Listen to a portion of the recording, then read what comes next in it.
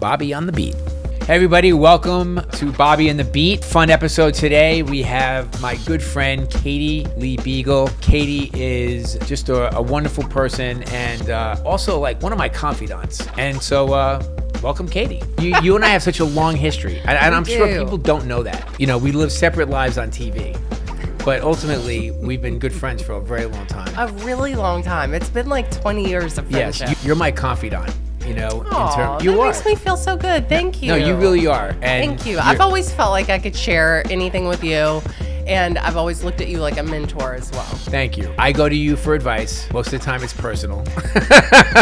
You surely don't need to ask me for career advice. Well, so, you know, you never know. There's always fashion advice or something along those lines. You know, I remember the last time I got divorced, which was probably, 12 years ago or something like that. Like, you were my first lunch. I remember we went to lunch at Maria in New York City, and it was so soothing, and you gave me, you know, I was kind of getting beaten up in the press and stuff like that. And you're like, nobody cares. Like, it doesn't matter, and just like, don't worry about that, and just move on with your life. And it was great advice. I remember that lunch. We had a really good time, didn't we? We did. We used to go out for long, fancy lunches. Yes. Do you remember our 11 Madison Park lunch? Oh, yes. It was absolutely. like a 5-hour lunch. Yes. I mean, you and I have a lot in common, obviously. We love food. We live in New York. We like long, boozy lunches. And so, yeah, we have to do that more. It's like one of those things where it's like, I kind of feel the same way with a lot of my friends in the business, which is like everybody gets so busy. Like you just take for granted that you're going to see everybody and you wind up not seeing anyone. I totally agree with that. And Yeah. I think that there's something to living in New York with that because people are moving so much. It seems like when you make a plan with somebody, it's for 3 weeks in advance. Whereas like in the summer when we're in the Hamptons, we're like, hey, what are you doing this weekend? We pop over to each other's house. But it's not a city where you have people over a lot. I think we both like to entertain. We just don't entertain each other enough. I know. You better invite me over for a lunch or a dinner soon. Okay. And That's I'll what I'll do. invite you and Brooke over. I will definitely do that. I obviously know where you live in New York, and I walk by your door all the time, and you always say to me, "Just knock on my door." But I'm like, I'm not. Like, she's going to be in her pajamas because you're always in your pajamas. I'm always in pajamas. Like, I will go home from this and I will put on what I had on earlier this morning, which was gray thermal and gray sweatpants. You've sort of become well known for going to sleep early and like just, you know what time I went to bed last night? What time? 8 o'clock. Wow. It felt so good. It was great. But you say it like that's not what you do, but you do that all the time. Usually I'm 9 or 9:30. 8 was especially early. You know, all men never actually grow out of their high school fears. You know that, right? I remember first meeting you back in the day. You were married to Billy at the time, and you were so glamorous. And I didn't really know you. Like, I had met you a couple of times, and you were just one of those pretty girls that were always like put together and this and that. I mean, I'll just speak for myself. As a guy, like when I was a teenager, like I was always shy to talk to a girl who I thought was pretty because they wouldn't want anything to do with me, of course, because why would they? Because they're the hot girls. I think you've since gotten over that fear. Not really. That's another podcast. on. No, seriously, that's another podcast. I'm just lucky that that a couple of women over the last 40 years have actually come up to me and said, hey, let's have a drink or something like that. But I'm very shy when it comes down to it. We got to know each other a little bit more, and you started talking about, like, I just want to be in my sweatpants and go to sleep at 8 o'clock and be under the covers. I was like, oh my God, she's normal. The pretty girls can be normal. It's amazing. I used to say when I lived in a doorman building that the doorman thought 2 different girls lived in my apartment. The one all day that looked like a real schlub, and then at night would go out and be really glamorous. But you know what? I'm no longer that girl. Like, Okay. I'm not going out getting all dolled up anymore. Well, you do sometimes. Of course you do. For work. Yeah, mostly. I mean, it's not. Look, you're a mom. You're a wife. You're a career person. Like you have a lot of responsibilities. Back when I was like young, we'd go to clubs every night. Oh, I went out every night. It was like, where are we going to Could you dinner? imagine? Where are we going to drinks? Yeah. No, I cannot even imagine. No, forget doing about it. that. My daughter, she's 29, has a career. How is she 29? She's 29. I don't understand that. She's living with me right now, but that's coming to a close. Good for everybody, but she's just waiting for her apartment to be ready. But like, she's living here with her boyfriend, who's like the sweetest guy. And like on Sunday, I'm sitting around here by myself, and it's 20 to 2 in the afternoon. And like finally, like they come out of their room. They're like, "Dad, we're hungry." I'm like, "Wait a second. You guys woke up at 20 minutes to 2 in the afternoon?" They're like, "We went out till 4:30." Oh my God. Like, and I'm thinking to myself, of course they did. Because that's what you do. As they should. Yes, exactly. As they should. When you are young, you should say yes to everything, do everything, live, be wild, enjoy that era of your life. No, for sure. Let's start with like the most current news, which is, the kitchen has been canceled. So what's life for you after the kitchen? What's it feel like? I was really sad about the kitchen coming to a close. And I mean, I think we all kind of knew that it obviously would eventually, but all daytime was being canceled and we were the last man standing. I think we all thought we probably had another year, and then it kind of came out of nowhere, essentially. So I was really sad, and I don't think I realized how much I tied my identity to that show. And after 12 years of being on it, like that really was such a big part of me. And now it's like I've mourned it. I went through the grief stage, and now I feel like I'm come out the other side, and I have a lot of things to be excited about. And I'm doing my podcast, which you were my first ever guest of. Love. And I just filmed a new YouTube show that we're editing right now that's cooking in my kitchen, which was really fun. Ryan filmed it. So we're getting that edited. I love that you married your producer. I know. It is very convenient. So we have that in common now, because Brooke and I obviously met on the job as well. Right. We were friends for a long time, and then it just kind of happened. We both did what you're not supposed to do, meet somebody at work, right? Whatever. How else are you supposed to meet somebody is what I want to know. Listen, I mean, as long as everybody is like treated well, it's great. Yes, and everybody's on the same page. Then, of course, I have my wine, Kind of Wild, that I'm working hard on. I love it. I might be one of your biggest rosé drinkers. You like the rosé, don't you? Oh, it's insane. You're a rosé And guy. all of my friends like it too. My staff likes to drink it as well. And I'll tell you why we love it. First of all, it's crisp and clean. I said this to you right away. I'm like, how come I'm not getting hungover on this? You don't, right? Why? It sounds gimmicky to say, oh, you're not going to get a hangover. Is it like less sugar? There's zero sugar. Okay, that's what it is. It's organic. And so you're not having all those. You can have up to 70 additives in a bottle of wine. Okay. And you don't have all of that. So your body's not working as hard to process it. I had gotten to the point where I couldn't have a glass of wine without having a headache the next day. And with this, I am fine. All right, so this is the Pinot Noir. I'm going to pour you a little bit because it's Thank time to you. feed you. It is. I'm sitting here talking when really all I can think about is this ooey gooey mozzarella cheese dripping off of a perfectly toasted bun, arugula and basil hanging out, and it looks like some meatballs in there. It's a meatball slider, and like I get, people that know and watch you on like Food Network know that you really love to eat in a enthusiastic way, let's just say. Take a bite, and then as you're eating that, I'm going to show you how I made it. Bobby on the beat. All right, meatball sliders, everybody. Let's do this. First, I'm going to show you how to make the meatballs. Ground pork, ground beef, some ricotta cheese, a couple of eggs, some Calabrian chili, because I like it a little spicy, some salt and pepper, some Parmigiano Reggiano cheese. And then I'm going to fold in some fresh basil and some parsley as well. Mix it up. Soft hands, everyone. And then I'm going to form the balls. You can do this a little bit ahead of time. And now I want to actually make them a little bit crusty. So I'm going to put a little olive oil in the pan. Bobby Flay cookware works best, of course. Get them nice and crusty. And then I'm going to put them into your favorite tomato sauce. It's already cooked. And let them sort of poach in there for about 25 minutes.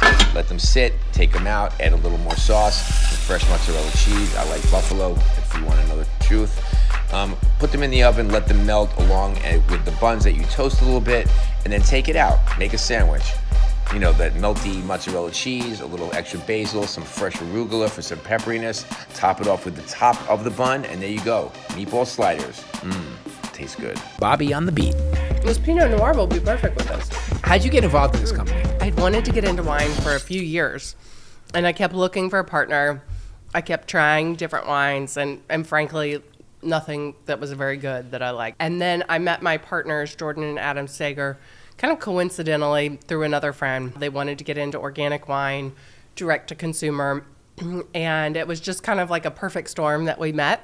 And we launched with direct to consumer first, and now we're in retail going across the country. And it's been a really great adventure. What about all this chatter about people drinking less? Do you think it's real? I do think it's real. It is a difficult time in the alcohol business with people drinking less, for sure. I'm never going to quit drinking completely. I love having a glass of wine. I love having a cocktail, but I'm going to make a better choice. It's just like with the food that I eat. And it kind of dawned on me before I got into kind of wild, because I had started to make the switch to organic wine with what I was drinking at home. Why, for 20 plus years, had I been buying organic grapes at the store, but drinking conventional grapes? What's the disconnect here? Grapes have a lot of pesticides, and I thought I got to make the switch. And when I made the switch to organic wine, I did start to feel better. So what varietals do you guys have now? We have this Pinot Noir. Yeah. We have the Rosé that you love. I love our Cava from Spain. It's bone dry. It's so good. You have a Cava? Yes. I'm a huge Cava fan. Oh, I didn't know that. Yeah. Oh, I'm going to send one down for you this afternoon. Oh, I made love last our Cava. year. I told Brooke I'm making a commitment to bubbles. Oh, don't you love to drink sparkling? Absolutely. I love it. Jeffrey Zakarian does the same thing, but he just thinks it's like, bon vivant, Yeah, Jeffrey loves the champagne. He likes an expensive champagne. Exactly. I like all different kinds of bubbles. Like, remember how it used to be you'd go to a party and if it was Prosecco, you kind of looked your nose down at it? No, I love delicious. Prosecco I now. do too. But I love Cavas too. So I'm really proud of our Cava. Our Gruner is fantastic. We have a Montepulciano that's fabulous, a Malbec, a Cab from Washington State. You have all these varietals in your line? I didn't realize that. So you've grown it. So we work with single estate vineyards for each one. It's not leftover grapes or anything, and it's not grapes coming from a bunch of different places. So they're all small family organic vineyards. It's great. It's really good. Thank you. You're putting out good stuff. I appreciate it. And Thank you. Like no surprise. I mean, getting back to the kitchen really quickly, and I don't want to stay on this for that long, but I just want to say to you, well done. It was 12 years. Thank you. That's a lifetime of achievement in the TV business for sure. It's in like a dinosaur. Business. Yeah. But also time to evolve. You're bigger than that, in my opinion. You have so much to offer. Obviously, you're selling wine. You write cookbooks. You write novels. You write screenplays. I mean, there's so much. You're doing your podcast now. You have tons to offer. So kind of you. Thank you. And so you should really think about it in the positive. It's I've had plenty of shows get canceled on the Food Network. People just think, oh, Bobby's been on the network for 30 years, which is true. But I have to evolve too. Right. We all have to constantly evolve. And not just in our careers, I think in our personal lives, everything. We need to always be learning, always be willing to change, because if you just stay stuck, that's what you'll be, stuck. So I am excited about it now. It took me a minute to feel that way, for sure. I love this place that I'm at in life. Sometimes I wake up in the morning and think, I just feel so good right now. I love being a mom more than anything in the world. You introduced me to one of my favorite places in the world, which is Lo Scolio. Yes, in the Italy. best. You hear about great restaurants in this part of the world, or in this place, in this part of Italy, and this and that. And yes, there's so many, but that place is special for lots of other reasons as well. Besides the fact that you just don't ever want to leave, but it's also the people that make you feel like they're part of your family. There's nothing like it. I know. I don't ever get tired of going. The last time that we went, last September, we planned a couple other places in Italy to go as well. And I had a great time in all those places, but I easily could have just stayed there for 2 weeks and not gone anywhere else. Yeah, I'm writing a new book about Italy, sort of like an American chef's obsession with a place. Oh, that's a great idea. Italy is the place that's really captured my attention more than any other place. Same. It just has, and it's the place that I spend more time than any other place other than obviously New York City. I just felt like it was time to write, my sort of collection of adventures and memories, and obviously It's a food great idea. and all those kinds of things. I think you and I were both meant to be Italian. I totally agree. Yeah, something happened I and know. we're not. I know. But I took my DNA test hoping it would come back and say there was a little Italian. There was 0%. Zero? What are you penning these days? Are you writing cookbooks? Are you writing novels? Well, I'm working on 3 different things I'm writing right now. So I'm working on a screenplay. I have an idea for a novel that I've been kind of sketching out. And I have just started writing an outline for a cookbook. So I need some more hours in my day. Would you ever write a memoir? I'd love to write a memoir. So why don't you do it? You know what? You've had a full life, miss. I have had a lot happen. You've had a full life. Years. And you're such a young person. And it's like your life. Like there's some people when they write a memoir too early in life, I'm like, why are you doing that? Like you haven't lived enough. You've lived a lot. You think I've lived enough to write a memoir? I think that, look, it's all how you feel about yourself and you feel about life. I just wrote my 18th cookbook and I named it Chapter 1.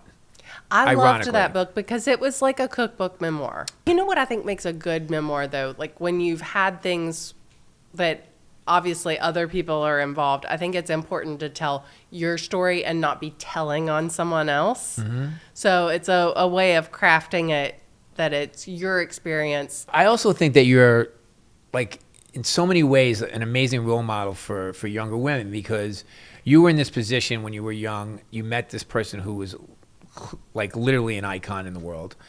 And that can be a very, very difficult thing to try to handle. And you had a really nice relationship. I was there. I mean, I remember this.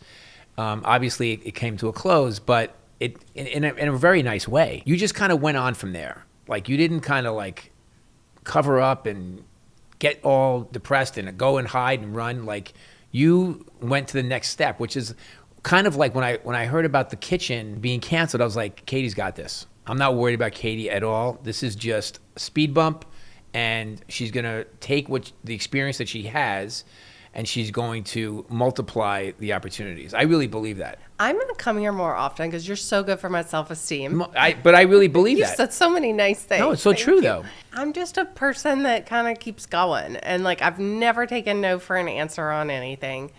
I am a dog with a bone. And what are you going to do? Sit around and wallow about stuff? Like... No. There's no poor, pitiful me. I remember when I was really young and first came to New York, somebody said to me, you better get a thick skin and get it fast. Yeah. And I'd never had better advice than that. And you got to just keep moving. You have to keep moving. I agree. Well, speaking of moving, like, what do you do to work out? So I do this workout called Forward Space. I have never had more fun in a workout. Forward Space. Say more. What is this? It is a dance workout. You go in, the lights are off. It looks like a club. It's club lights. They have a DJ booth. They play the best music, and you dance your face off for an hour. And it's almost like therapy. Is it like Tracy Anderson dancing? It's not like that. Okay. It's not choreographed. Because you made me go there, too. Yeah, Tracy's a little too choreographed for you. Yeah. I love to dance, and I'm not going out dancing at 1 in the morning. I wouldn't even know where to go dance. And I don't want to wear uncomfortable shoes. I get to wear my workout clothes and my sneakers and go back to bed. And at 9:30 in the morning, I do my drop off at school at 9 o'clock, and I go straight to Forward Space and do that. I have a blast. One of the things that's really saved my physical life is Pilates, because I've been standing over a cutting board for 35 years like this. I want to go to Pilates with you. This is my girl, Taylor Phillips. She's amazing. She is such a great instructor. Amazing. Bobby on the beat. Going into Equinox for some Pilates. This is how I like to start my day. It really kind of activates my body. So let's do it. Taylor and I have been together for 6 or 7 years. At least, yes. I love Pilates. For me personally, everybody does their own thing. I have very long days, whether it's being in the kitchen or shooting television. I've been standing over a cutting board for 35 years like this. Mm-hmm. So my spine basically did that, followed it. Sure. And so I originally decided that Pilates might be a good thing for my posture, just to elongate my body a little bit and to stretch my muscles. I think it's hard to find a great Pilates instructor. I found one, so I don't change. This is my person. I mean, your flexibility has changed quite a bit over the years. Hamstrings when you first came in, super, super tight from running, standing a lot. Core strength has changed definitely quite a bit. Let's switch. And that's affected your posture. So you stand taller, your shoulders are in a better place. So that tightness from bending over, we've corrected that. We change things up around here, right? We'll move around, do spine corrector, do some barrel, work on the shoulders, come back to the reformer. No session is ever exactly the same. What? I prefer this kind of body strength because it creates tone as opposed to bulk. I also think it's safer. Agreed. That's just me. I just think it's safer because you're not sort of overworking your muscles. Yeah, every exercise in Pilates in a way is a full body exercise. So anything that you're doing in here, it's not just a bicep exercise, it's core, it's shoulders, it's the whole connectivity of your body. We've been loving the spine corrector lately, which is a great place for you to open up your chest, right? Fix your posture, counteract all those days of bending over. We also never stop, right? There are no breaks. We're like, go, go, go. She's a killer. I mean, but In the best of but ways. you know, the thing is, you know your craft and understand how everything moves. When you're here, you are here to work. So it doesn't matter if you're tired, you've been up, Hungover. you hungover Yeah. a couple of times. You show up ready to work, and you're always dedicated. It's 90% of it, really. It really is. And if I'm 1 minute late, I get in trouble. So That's true. You can't be late around I here. run I up don't the tolerate steps. it. That was awesome. Thank It you. was amazing. Great job. Thank you. Bobby on the beat literally changed my happiness in my life. Really? Yeah, because bottom line is I have cooking injuries. I don't mean like a cut and a burn. I have plenty of those. Over time, standing over a cutting board like this, like Yes. at some point after 30 something years, 40 years of doing that, it affects your body, especially guys we just don't stretch. No. Like I'm speaking from most guys out there and like all my friends, it's like, we go play basketball, we go work out, we go for a run. Stretching, yeah, it's like we bend our quads for 2 seconds and then we're good. Let's go get a bagel. And so much of cooking too is looking down. It's Yes. like almost like technique. Exactly. You know, getting that and just moving mine just now. I felt it go. But you know. but Pilates is one of those things that the movements are so small. If you don't have a great person teaching you or watching you, it can be ineffective. And that's why when I found Taylor, I was like, this is it. You know, I want to go. No, she's great. I see that you and Ryan are doing some stuff online, like you're going to restaurants and like doing some stuff. How's that been? I just drag him along. Okay. Ryan's a little camera shy. Is he? Oh yeah, yeah. I always have to bring him, kind of kicking. He's and good, though. screaming. He's great on camera. Yeah. Yes. He's so handsome, and he's like, I know. He's my Disney prince. Yeah. You found him. Yes. I mean, I think he's fantastic on camera, and he always goes like kicking and screaming. I took him to get a sandwich the other day. I said, please come with me and let's film getting a sandwich doing this. He's like, and then he goes, and he's great. I mean, I remember when you first started dating him, he was like floating in my pool, you know, on a floaty. And I was just like, get this handsome guy out of my house. And I remember you saying to me, isn't he so handsome? I was like, she's done. He's so handsome. But the thing you were is smitten. He is So as sweet. nice as he is Yeah. handsome. Like So lovely. He should. When I first saw him, I'm like, oh, he's probably going to be a jerk Mm-hmm. because usually when you're that good looking, you're a jerk. He has got the best nicest. heart. He is the best dad I could ever ask for Iris. He's wrapped around her finger. You guys cook together? We cook together. Ryan is actually a great cook Yeah, as well. I've seen that. He's a really good cook. He made dinner for me last night, actually. What did he make? He made, it's Iris's favorite. He cuts up chicken breast in cubes and like sautés it in a pan, and then he adds barbecue sauce.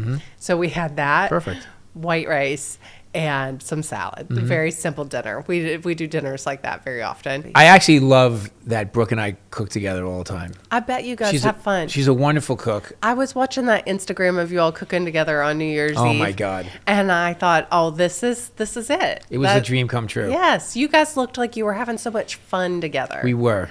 First of all, she's so talented. And so that's fun for me because sometimes I can just kind of stand by and watch, you know. Yeah, and- what's it like for you having somebody who's just as good, if not better, cooking with you? I love it because, as you know, I cook for my friends and my family all the time. There's always something happening in my kitchens, no matter where I am. And every once in a while, Brooke will just say, I got this, you know, and she'll just cook. Or sometimes we cook together, which we did on New Year's Eve, which was really fun. I'm happy for you. Thank you. You don't know her that well, right? I don't. I'm really excited to get to know her better. She's coming on my podcast. No, she's very excited. I figured that was the way that I could get to know everything about her, was to get to spend an hour talking to her. I love that. Yeah. You going to grill her a little bit? I'm not going to grill her. I just want to know her. Yeah. And if she's so special to you, I know I'm going to love her. More. Everybody says such nice things about her, and I just love seeing how happy you are. That makes me happy as a friend. All right, I want to show you one more clip.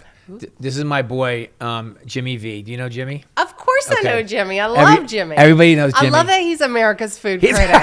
Oh my God! The fact that you know that. Of course I know that. He's America's food critic. I follow you. I know. We sent him to a matcha place. Oh, Let's see how it went. Bobby on the beat. This is my first time ever having matcha. I've had it 0 freaking times. Am I excited? We'll see. Is it up to the hype? I'm really not sure what it is. I think it's some type of a tea mixed with grass. I guess it's healthy, right? It's supposed to be a healthy. As you can tell, I'm a real health conscious person. I guess it's yuppified, but we'll see how it goes. I don't know what to order. I might need some help here. America's food critic's gonna need help ordering matcha because I don't know what the freak to order. What's gonna give me the best experience having matcha? I think a matcha latte. Matcha latte. All right. Highly suggest at least mildly sweet or at least sweet to kind of like help with the taste, being that it is your first. Can I have one like straight up without anything so I can get a real like baseline, almost like I'm having black coffee? And then the one that you said I should have. And may I have a name? Jimmy V, America's food critic. No joking. They have croissants, they have other things that you could eat here too. Hot, cold, there were a lot of options. I really wasn't prepared for this. I'm usually a black coffee guy, so this should be interesting. Look at this. How are you? Doing great. Thank you for asking. Great. Marcella, I'll be making your drinks today. I'll be using like 6 grams of matcha powder, okay? 6 grams? We are using ceremonial grade. Ceremony, that's supposed to be the bomb. Oh, that's a cool thing. Look like if you put some shaving cream on it, you could hit me in the face with it. Everybody that comes in, it's a one at a time. Yes. Wow. We kind of like give them the experience of how we kind of like make their matcha. Okay. Yeah, we don't want stems and seeds. We want the real stuff. So is it a tea? Is it type of a tea, matcha? It's basically green tea. This is like a process and a half. Very cool. You know, dinner and a show, but it's matcha and a show. Wow, that's pretty too. Good to the last drop. Here we go. This is the hot matcha. They said it would be a little sweet because they put something else in it. Yeah, I don't think it's my gig necessarily. It's not bad. I could see how some people would like it, but a little funky. Almost like seaweedy. Kind of crazy. Let's try the cold one. Okay, here we go. It's very pretty. I'm gonna mix it up because I just think you should. We're going cold. Cold with milk. The milk dilutes it a little bit more. Again, I'm a coffee person. I know some people hate coffee, so I get it. I don't understand this, honestly. Apparently it has a lot of caffeine in it, which should be good. So maybe I'll be running to the next appointment. I have no idea. Yeah, I've tasted matcha. I could tell Macaulay, now I've had matcha, and it's all yours. The one thing about this place, it's really cool. I could see why it's popular for the matcha drinkers of the world, and I love the space, just not as much as I like the taste. I mean, it's not my jam. I don't know. I just like the first thing that went through my head was, why? Bobby on the beat. I don't think you liked it. I don't think he likes it. But you know what? either. Matcha is a very controversial flavor in general. I'm not really a matcha It's person. not my jam either. I just don't like the flavor of matcha. It's I'm just not me. into it either. Like you would never beautiful. see me ordering a matcha dessert. Well, that's the other thing. It's now it's become part of matcha croissants, matcha cakes. Matcha crepe cakes. I mean, there's No, thank you. All of it. I also don't want a coffee dessert usually. I'll do a tiramisu, but no other coffee dessert. Maybe you'll go out and do a review with Jimmy V one time. I'd love to. We'd love to. Yeah. We should take him dancing with us too. Where else can people find you? Like, what are you doing? Like, You give me everything. You can find me on my Instagram and TikTok at Katie Lee Biegel, and then my YouTube channel is at Katie Lee Kitchen, and my podcast is All on the Table. Put it all on the table, Bobby. Yes. All right. Well, I love having you here. I love being with you. You're the best. We got to get together more. Yes. Don't tell Brooke everything you know, okay? You're my confidant. Oh, that was so fun. Good job. Thank you. Well, that was a great conversation with Katie Lee. She's got so much going on. Just lovely having a conversation with her. If you like what you are hearing and seeing, please subscribe. Lets us know that you really want us to do more of these, and we're loving it. We're just having so much fun, just kind of freewheeling it in the podcaster world. So thanks for tuning in. Bobby on the beat.